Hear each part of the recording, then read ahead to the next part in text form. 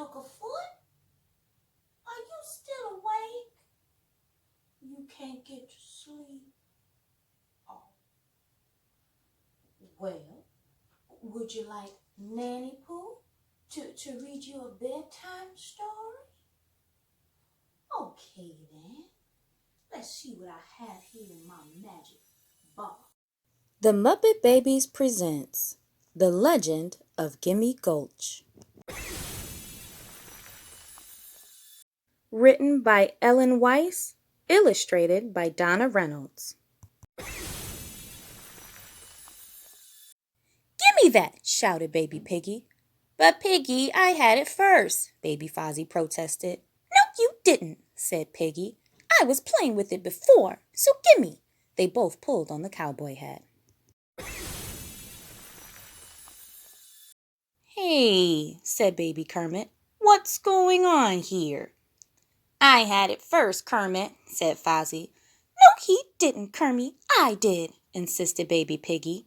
"Here, you decide." She handed the hat to Kermit. But as Kermit took the hat, something magical happened.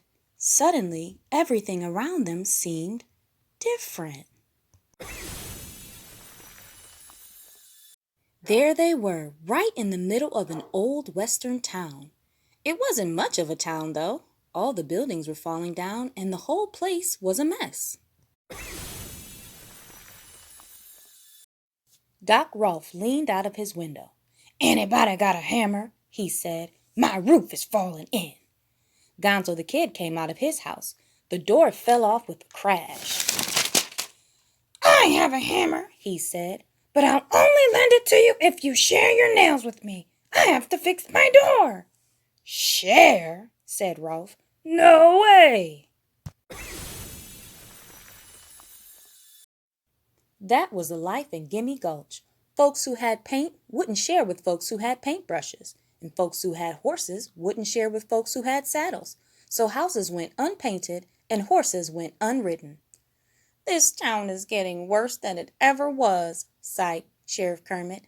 "I'd hate to think what would happen if the masked menace ever came back." He shuddered at the thought. Along came Cowboy Fozzie, leading his cow, Bessie May. "Boy, Sheriff Kermit," he said, "I sure would love a chocolate cookie right about now, to go with all this milk." He patted his cow. Just then, Miss Piggy appeared on the front porch of her milk bar. "Oh, Kermit, I just baked the most wonderful chocolate cookies. It's too bad I ran out of milk to go with them." "Cowboy Fozzie has lots of milk," said Kermit. "Will you share it with me?" Piggy asked Fozzie. "Will you share your cookies with me?" said Fozzie. "Share? My cookies? How could you even think such a thing?"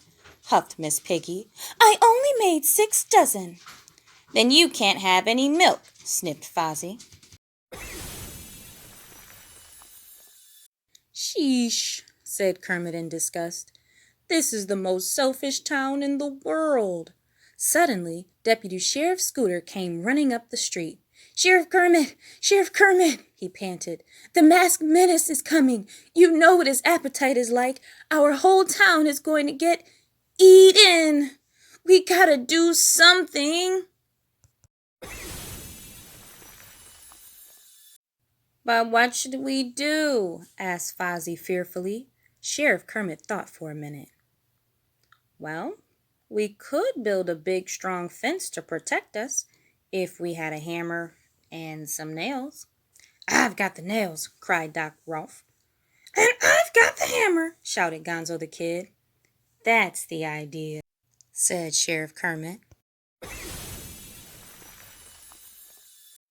The fence was finished just in time. Down the street came a big cloud of dust. "It's him," whispered everyone. "The masked menace." "Hungry!" bellowed the masked menace. "Hungry, hungry, hungry!"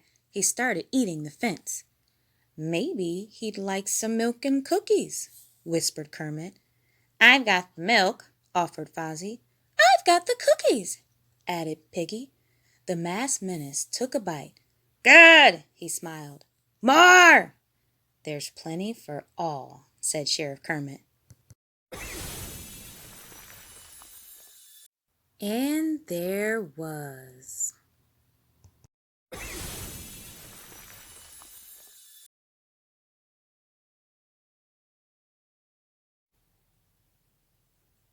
The end. Oh, you fell asleep. Yeah, that story made Nannie Pooh a little tired herself. I guess it's time for me to get in the bed too.